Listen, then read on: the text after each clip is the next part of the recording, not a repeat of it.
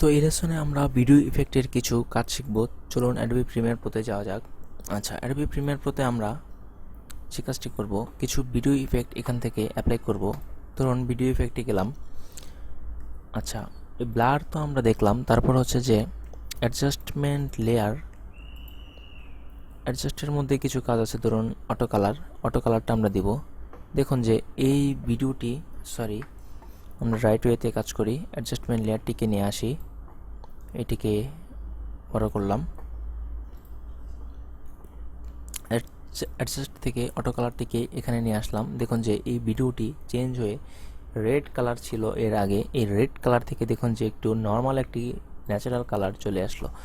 তো এখানে এই লেয়ারটিতে এই অটো কালার যে অপশনটি আছে, এই অপশনটিকেও আপনি এখানে দেখুন যে এডিট করে আবার এটাকে কমিয়ে বাড়িয়ে দেখতে পারেন যে আসলে কোনটি কিভাবে কাজ করছে।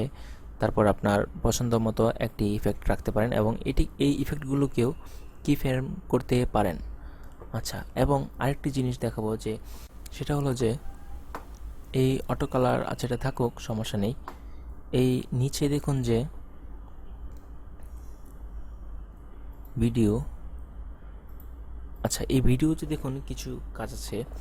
ধরুন আমি এখানে যদি এই অ্যাডজাস্টমেন্ট লেয়ারে এই টাইম কোডটি নিয়ে এসে এখানে ট্র্যাক করে ছেড়ে দিই, দেখুন যে নিচে একটি টাইমের মানে ভিডিওর যে ডিউরেশনটি, এই ভিডিওর ডিউরেশনের যে অপশনটি এটাই চলে এসেছে। এই ডিউরেশনটি আপনি এখানে দেখতে পারবেন। এখন যদি আমি প্লে করি, দেখুন আমার এই ভিডিও প্লে হওয়ার সাথে সাথে এখানে টাইম ওঠা শুরু করে দিয়েছে, যে এই ভিডিওটির যে লেন্থ।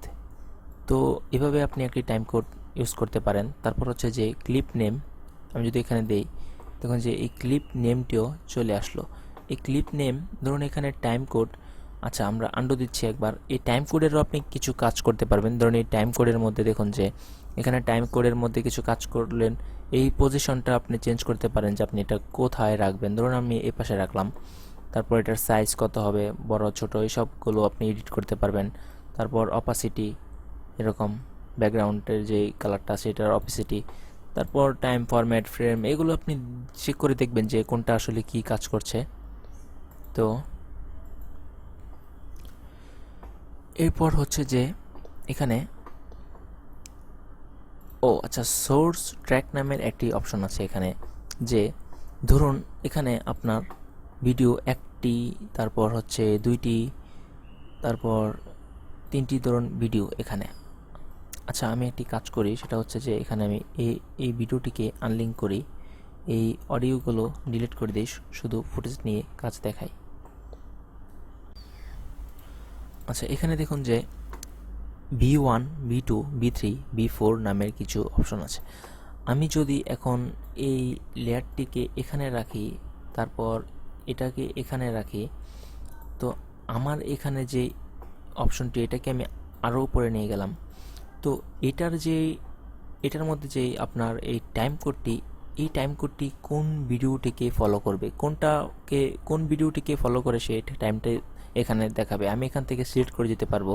দেখুন সোর্স ট্র্যাক, এখানে যদি আমি ভিডিও ফাইভে রেখেছি না, ভিডিও 5 অ্যাডজাস্টমেন্ট লেয়ার, ধরুন আমি এটা দিলাম যে ভিডিও 4টা।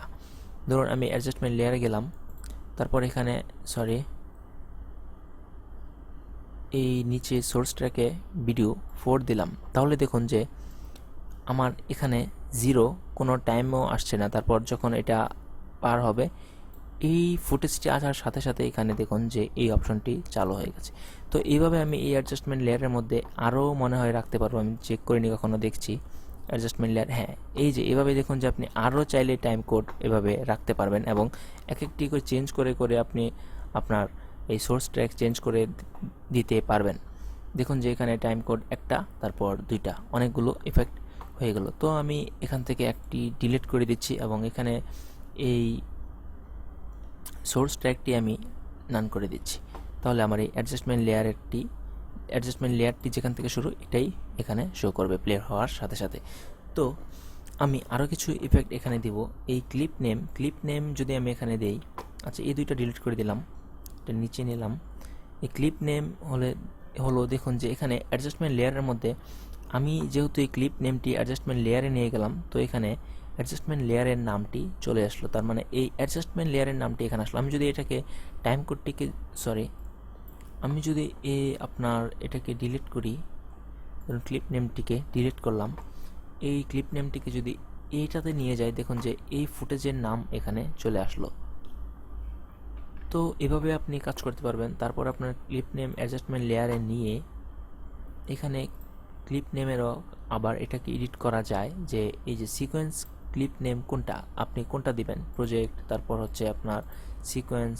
আচ্ছা, সোর্স ট্র্যাকের মধ্যে আপনি ভিডিও 1 দিলেন, আচ্ছা ভিডিও 5 দিলে কিছু হয়নি কেন, দেখুন যে আমার এখানে ভিডিও 5-এ কোনো ভিডিও রাখা নেই। তো আমি ভিডিও 1 দিলাম, তাহলে আমার এই ভিডিওর নামটি শো করছে। তো এভাবে আসলে আপনি এই ইফেক্টগুলো দিবেন। আচ্ছা, এরপর দেখুন যে আরও কিছু ইফেক্ট দেখি আমরা কি কি আছে এখানে। স্টাইলিশে গেলে, আচ্ছা মোজাইক, এটা এখানে দিয়ে দেখি কি হয়। আচ্ছা, এটা দেওয়ার পর এখানে এই পিকটি মোজাইকের মতো, মানে টাইলসের মতো হয়ে গেছে, এটা একটু ফেটে ফেটে গিয়েছে। এটাকে এরকম আরও ছোট বড় করা যাবে। আচ্ছা যাই হোক, এই দেখুন যে এরকম করা যাচ্ছে, এটা আসলে রেজুলেশনটাকে নষ্ট করা যাচ্ছে। তো এটাই ছিল কাজ। এটাকে আপনি চাইলে এখানে কি ফ্রেম করতে পারেন, দরকার নেই। আচ্ছা, এরপর হচ্ছে যে আপনার, আচ্ছা এগুলো আপনি ইউজ করে দেখবেন যে আসলে কোনটা কি কাজ করে। তারপর পার্সপেক্টিভ, আচ্ছা বেসিক 3D, এটা দিয়ে দেখি কি হয়। ও আচ্ছা, এটাকে আমি দেখুন যে 3Dর মতো এই ভিডিওটিকে আমি ঘোরাতে পারছি, পিছনে নিতে পারছি, সামনে আনতে পারছি। তো এটাই ছিল আসলে বেসিক 3D। এবং এই জিনিসগুলোকে আপনি কি ফ্রেম করতে পারেন, যে আমি এই আগে আপনার যে এই যে স্কেল, তারপর আপনার পজিশন, এগুলোকে যেভাবে কি ফ্রেম করেছি ঠিক সেমভাবে এখানেও আপনি কি ফ্রেম করতে পারবেন। তো এটা আমি ডিলিট করে দিয়েছি। তারপর আমি দেখি যে আরও কী কী আছে, যে নয়েজ অ্যান্ড গ্রেন। এটা হচ্ছে যে আপনি আপনার ভিডিও থেকে কোনো নয়েজ থাকলে এগুলো রিমুভ করতে পারবেন। তারপর হচ্ছে কিং, এটা হচ্ছে যে আপনার এই কিং যে অপশনটি, এটা হচ্ছে টোটালি গ্রিন স্ক্রিনের কাজ করার জন্য। আচ্ছা, আমার একটি গ্রিন স্ক্রিনের একটি কাজ আমি দেখাবো পরে, এটা আপাতত এইভাবে থাকুক। আচ্ছা, image control, black and white, আচ্ছা এটা সাদা কালো হয়ে গেল। আচ্ছা, আরেকটি মজার জিনিস দেখাই, ধরুন এই ব্ল্যাক অ্যান্ড হোয়াইট ইফেক্টটি আমি এখানে দিলাম, এতক্ষণ আমি দেখাইনি। এটা আসলে সব মোটামুটি অনেকগুলো ইফেক্টের মধ্যে এই 3টি অপশন দেখবেন থাকে, যে ক্লিপ নেম এখানেও আছে। তো ধরুন আমি এখানে এই ব্ল্যাক অ্যান্ড হোয়াইট ইফেক্টটি দিলাম, তো আমি চাচ্ছি যে এই মাঝখানের যেই মানুষটুকু, এই শুধু মাঝখানে আমি কালার দেখতে পাবো এবং বাকি সব দিকে সাদা কালো থাকবে। তো এটা আসলে কিভাবে করব, এটা হচ্ছে দেখুন যে এই এটা এখন তো সাদা কালো আছে, এবং আমি এখান থেকে যদি এই ইলিপসটি সিলেক্ট করি, দেখুন যে মাঝখানে সাদা কালো এবং চারদিকে আপনার কালার হয়ে গেছে। তো আমি এটাকে উল্টা করে দিব। এখানে দেখুন যে এই ব্ল্যাক অ্যান্ড হোয়াইটের ভিতর, এখানে এই মাস্কের ভিতর এখানে ইনভার্টেড নামে একটা অপশন আছে, এটাকে ক্লিক করব, তাহলেই উল্টা হয়ে গেল।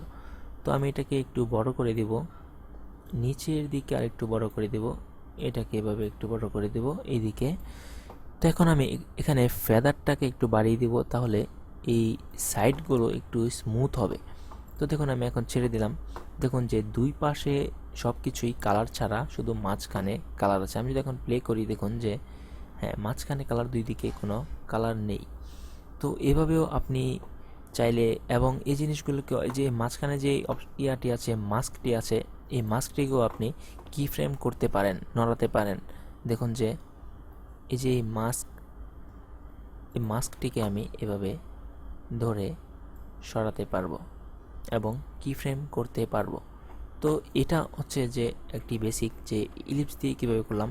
আরও কাজ করা যায় এই পেন টুলস, এটা দিয়েও করা যায় এভাবে একটি বক্স দিয়ে, তারপর ডিলিট করে দিলাম। এই পেন টুল দিয়েও করা যায়। এই পেন টুল দিয়ে হচ্ছে আপনি কাস্টম একদম একটি সুন্দর করে আপনার যতটুকু ইচ্ছা এটাকে কাটবেন, এভাবে করে কাটবেন। ধরুন আমি মিশিয়ে দিলাম। তো এটা ছিল আমার একটি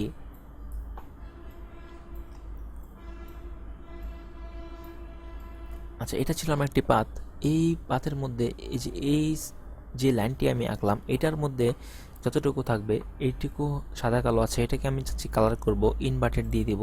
তো এইটুকু মাঝখানে শুধু কালার, আর বাকি এইদিকে কোনো কালার নেই। তো এটা একটু এদিকে দেখুন যে বোঝা যাচ্ছে যে এটা একটি কাটা জিনিস। এটাকে আমি একটু স্মুথ করার জন্য আবার ক্লিক করব, নিচে যাব, তারপর হচ্ছে যে এই ব্ল্যাক এখানে মাস্ক ফেদারে একটু বাড়িয়ে দেব, তাহলেই দেখুন যে মিলিয়ে গেল। তো এভাবে আপনি কাজ করতে পারেন। তারপর হচ্ছে যে দেখুন এই ডিজর্টের মধ্যে কিছু কাজ আছে, যেমন মিরর, এখানে ক্লিক করলাম। মিররের মধ্যে দেখুন যে এখানে আমি এই রিফ্লেকশন এটা বাড়িয়ে দিলেই বুঝতে পারবেন যে কি হচ্ছে।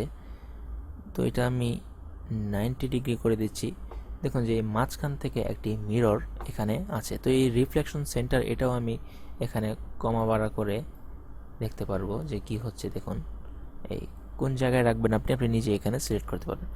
তো এইভাবেই আপনি আসলে এখানে যতগুলো ইফেক্ট আছে এটা আপনি দেখবেন টেস্ট করে যে কোনটা কি হয়। তারপর এখানে আরেকটি মজার জিনিস আছে, আমি দেখাই যে আপনার স্টাইলেজের ভিতরে মনে সম্ভবত স্টাইলেজের ভিতর নেই, এটি থাকার কথা। Image control no generate. আচ্ছা, এখানে দেখুন যে এই জেনারেটরের ভিতর এখানে লেন্স ফ্লার নামে একটা জিনিস আছে। এটা হচ্ছে যে এটাকে যদি আমি এখানে ড্রপ করে দেই, দেখুন যে এই মাঝখানে একটি লাইট দেখতে পাচ্ছি আমরা এই লেন্স ফ্লারের, এটাকে আমি আরও বাড়িয়ে দিতে পারবো। আচ্ছা, ধরুন এটাকে আপাতত আমি এখানে রাখলাম, তারপর এটার ব্রাইটনেস আর একটু বাড়িয়ে দিলাম, কমিয়ে দিলাম। তো এভাবে এই জিনিসটিকে আপনি এই যে লেন্স ফ্লারটি এটাকেও আপনি কি ফ্রেম করতে পারেন এখান থেকে। তো এইভাবে আপনি সবগুলো ইফেক্ট ট্রাই করে দেখবেন। আর মাঝে মধ্যে একটা জিনিস দেখবেন কি, যে এখানে এই ইফেক্টগুলো যখন আপনি কি ফ্রেম করবেন, দেখুন যে এই ধরলাম যে আমি এই লেন্স ফ্লারটাকেই এখান থেকে এই ধরুন এটা আপাতত এখানে আছে, আমি এখানে একটি কি ফ্রেম করলাম, এই লেন্স ফ্লার এখানে দিলাম, এটাকে এইটা একটু সামনে নিয়ে এটাকে ধরে আমি এদিকে নিয়ে গেলাম। তো আমার এখানে কি ফ্রেম হলো, কিন্তু এটা দেখুন যে শো করছে না। এই ভিডিওতে সরাসরি আমি দেখতে পারছি না যে এটা কিভাবে কাজ করছে। এটা হচ্ছে কেন, যে এখানে দেখুন যে আমার উপরে সম্পূর্ণ রেড হয়ে আছে। তার মানে আমি যদি কিবোর্ড থেকে একবার এন্টার চাপি, তাহলে এখানে আমার টোটাল এই মাথা থেকে এই মাথা পর্যন্ত সম্পূর্ণ যতগুলো ফ্রেম আছে একবার রেন্ডার হবে। আর একবার রেন্ডার হওয়ার পর আমি যদি প্লে দিই, তখন দেখবেন কি যে এটা ঠিকমতো মুভ হচ্ছে। তো আমি এখন রেন্ডার দিব না, কারণ অনেকগুলো ফ্রেম, অনেক সময় লাগবে। তো এটা আমি দেখালাম শুধু, আমি বাদ দিয়ে দিচ্ছি। তো এভাবে আপনি আপনার ফুটেজে অনেকগুলো ইফেক্ট আপনি একটা একটা করে দিয়ে দেখবেন যে আপনার কোন ইফেক্টটি কিভাবে কাজ করছে। তো এই ছিল লেসন, এবং পরবর্তী লেসন দেখতে সাথেই থাকুন। ধন্যবাদ।